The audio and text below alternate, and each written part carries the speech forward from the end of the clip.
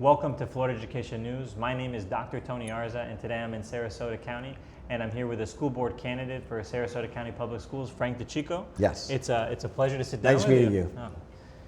We've been going around the state, and we've been meeting with school board candidates, anyone that will meet with us, that'll sit down with us, to make sure that voters are educated on the issues and about the candidates. We don't endorse anyone, but our main thing is making sure that voters know where do the candidates stand and giving the candidates an opportunity to speak for themselves. One thing that every voter wants to know is, why are you running for school board? And what do you think is happening in the race? And can you kind of just give us first back up and kind of why you're running for school board, and then we can kind of talk about the race in particular. All right. Well, what happens is we have a school board, and up until a few years ago, there was a lot of stuff that I wasn't really happy about. I had two boys in school. I also have a stepdaughter and a foster daughter. They're older now, but they also went through the Sarasota County school system, as my two sons do. And I started hearing about different things that were going on, and I began becoming concerned about it.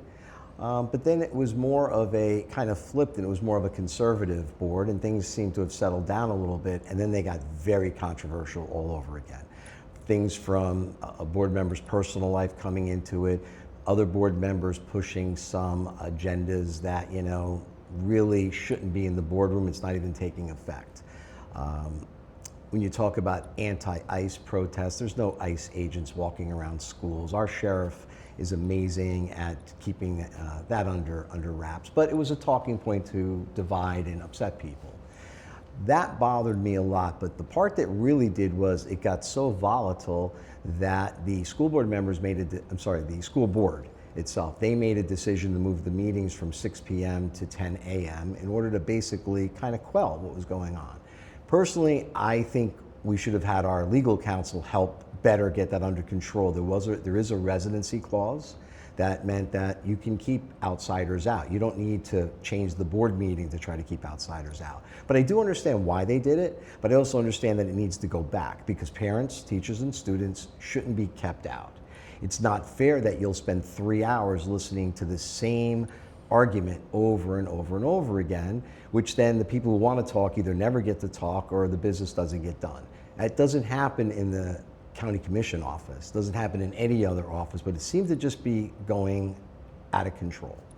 So that bothered me a lot, and it kind of got me to the point where my kids were a little upset about it. They're like, we can't go to a board meeting because now we'll get into trouble if they wanted to go. Not saying they're going to want to go all the time, but it was a fair argument. It did trickle down to affect everybody. So that was number one. Number two, we went into a deficit because a lot of money that had come in during COVID, those COVID dollars, were used for ongoing costs as opposed to realizing this money's not going to be there forever.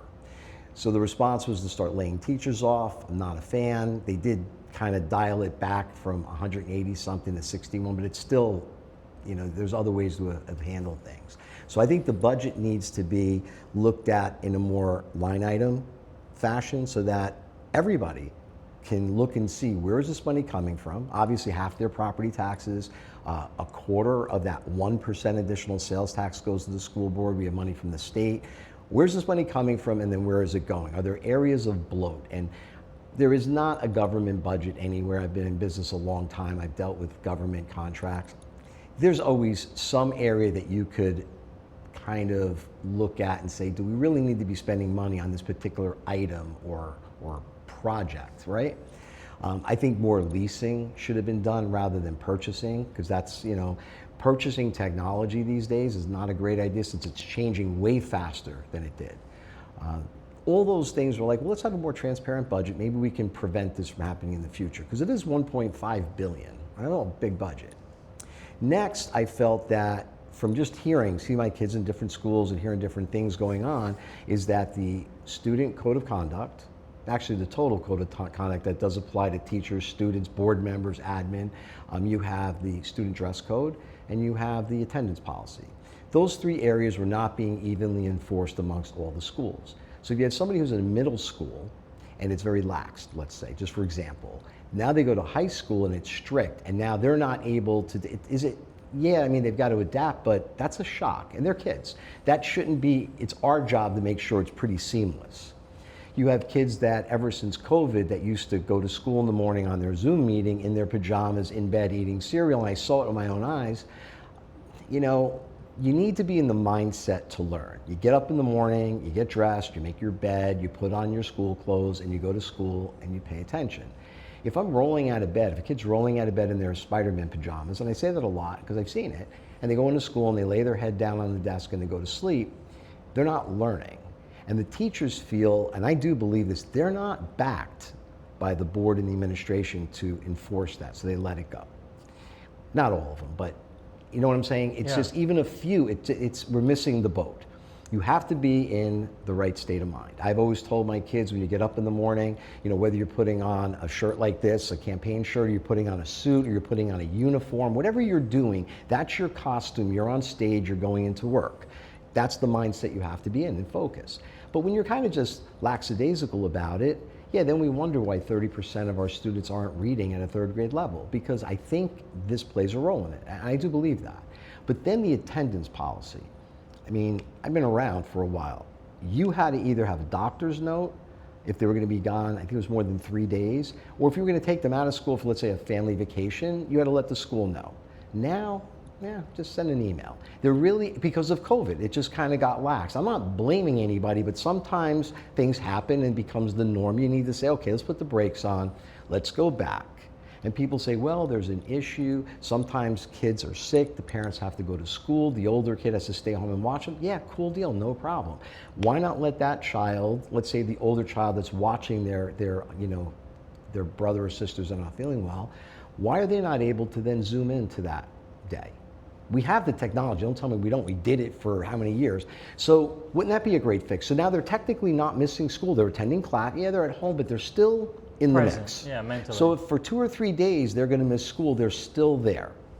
Then you have to ask yourself another question. Why do kids sometimes not want to go to school? Is it because they just don't feel like it, or because maybe they're being bullied, right? Bullying is a big problem. And social media, trust me, I know that now. Things are said, right? Yeah, you're laughing. Things are said, things are, and you're talking about, especially, middle school and teenage kids, it's devastating for them. Well, these sound like really, direct issues. It seems like you're really informed on what's happening. Those are my big things. I think if we can look at fixing this whole, the whole way kids are conducting themselves and being conducted during the day, look at that budget more carefully, move the meetings back to 6 p.m., but create a decorum where it's not a complete and utter circus, which can be done. Well, but people have said, and they've tried to target you and identify you as the Republican in the race, and that may or may not be true, but these issues don't seem like partisan issues. No, I don't think they are. And in fact, look, I can't look. I'm a Republican since I'm 18 years old. There's nothing, that's how I registered, that's my core values. However, I'm not gonna, in all fairness, the things we're talking about, let me put it that way. You're right, they're nonpartisan things. Everybody benefits from these. In fact, the one thing that I think has gotten a lot of traction was one of my ideas that came up from going out talking to people. A lot of parents I talked to, but single moms especially were like, look, I got 3 kids. The summer months, let's say they're in the hospitality business, the summer months is where they make the least amount of money because business is slower. They've got to go spend, $100 to $150 per child on school supplies. And I really didn't catch what that all meant until one woman said, look, I don't think you understand something. That's not clothes, backpacks, lunchbox. That is just your basic school supplies. She goes, go pull the list and check it out yourself. And I did. I'm like, wow, this list is pretty out of control. And there's a lot of replication on it because they want, so many for each type of class. And you're buying this whole inventory of school supplies for the year up front. And at the bottom of the page or at the top somewhere, and I remember reading, please keep your receipts as your student may not need all these supplies. So what am I gonna try to find them and then go return them? Why am I giving Walmart or Target a short-term loan, right?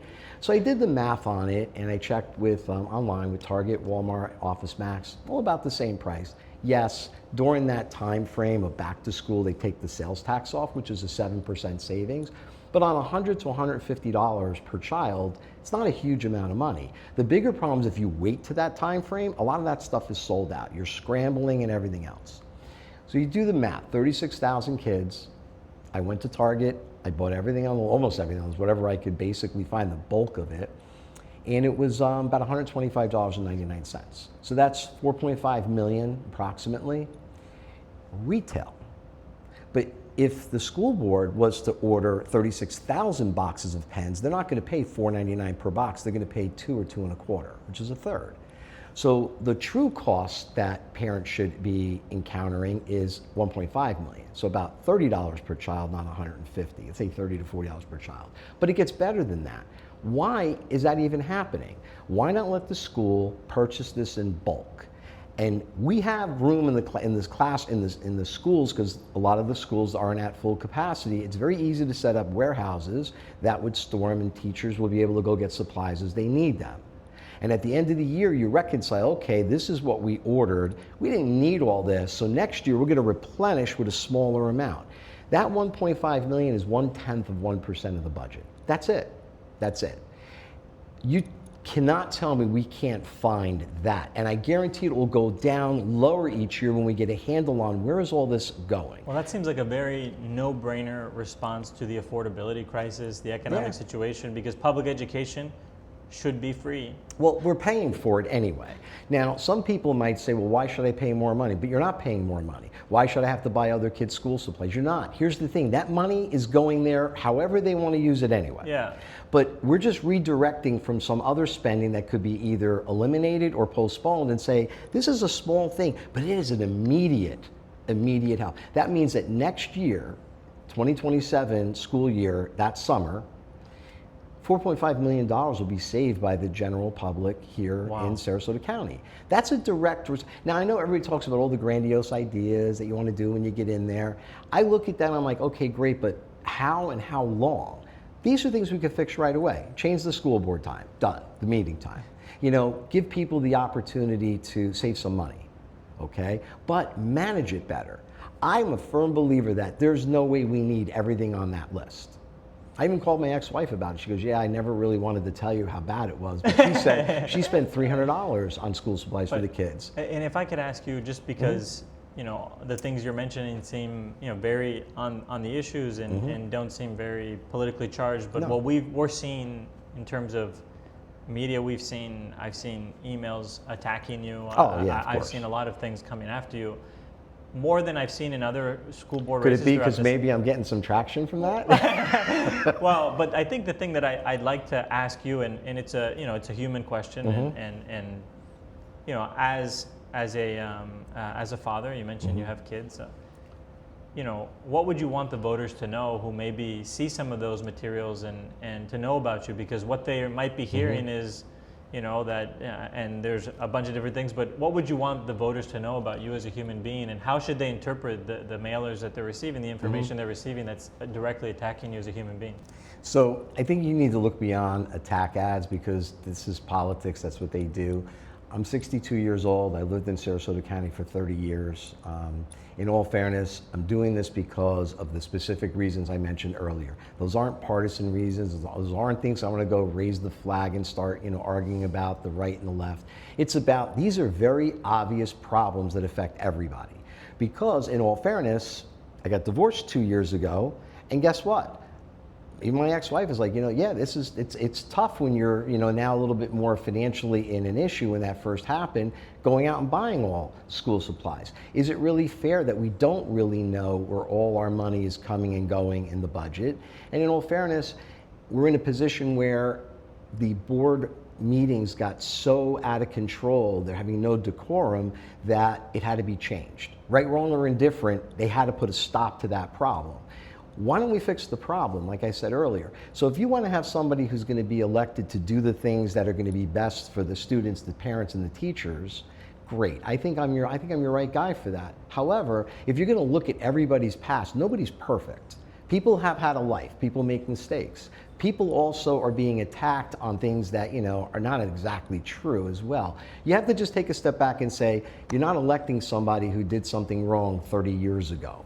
You're electing somebody who has the experience, the learning experience from mistakes through life and corrections and overall life experience that they can bring to the table. Because if you have a diverse board, you have educators on there, you have people that understand budgets, you have people who think outside of the box, people that know how to purchase equipment, like I said, through leasing rather than purchasing, so that way you're not spending a lot of money that could be used for other things.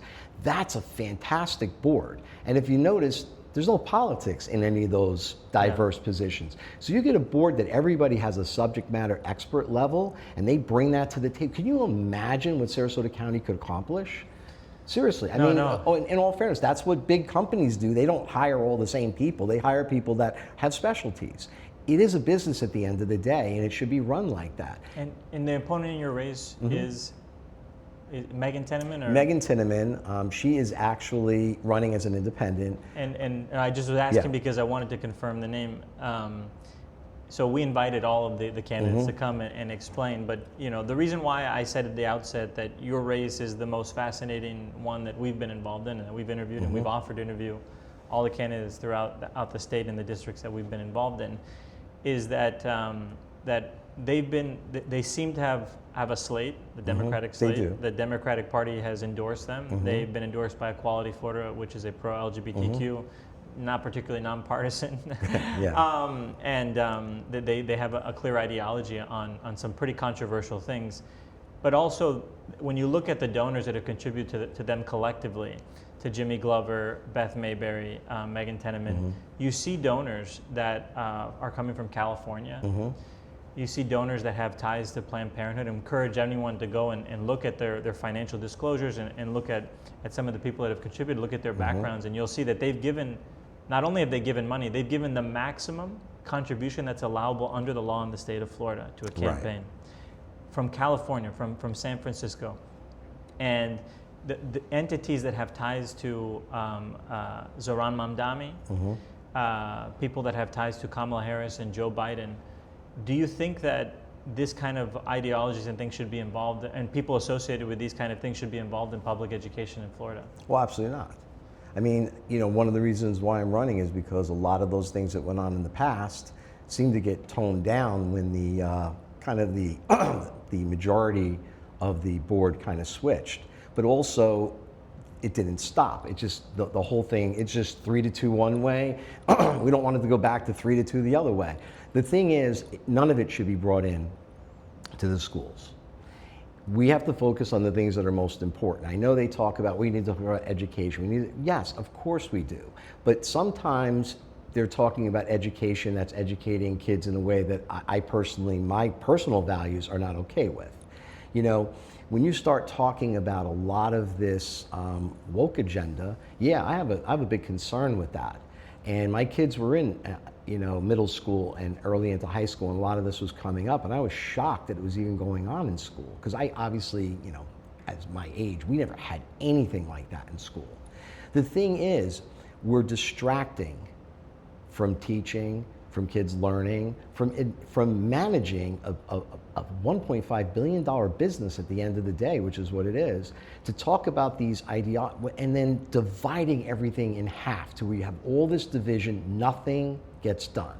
And when you have division, the biggest problem I see with it is, regardless of who the majority is on a board of 5, if somebody comes up with an amazing idea, you can't have the majority say, well, it's the other side, so it's now a bad idea. That's not what they're elected to do, and vice versa. Because I have a feeling that if we don't get this under control, it's always going to be that type of, well, we're in control now, so therefore everything you say is no good. That's why it's a nonpartisan race. They kept it nonpartisan because it's not supposed to be in there. Obviously, it's in there. But do you believe that the Democratic Party is trying to take over Sarasota County Public Absolutely. Schools? Without a doubt.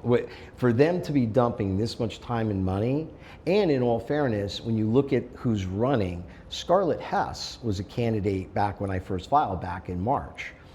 And she's a Democrat. I mean, she was a Democrat, and she posted a video about how she was bullied to withdraw from the race. Megan is a registered non-party affiliate.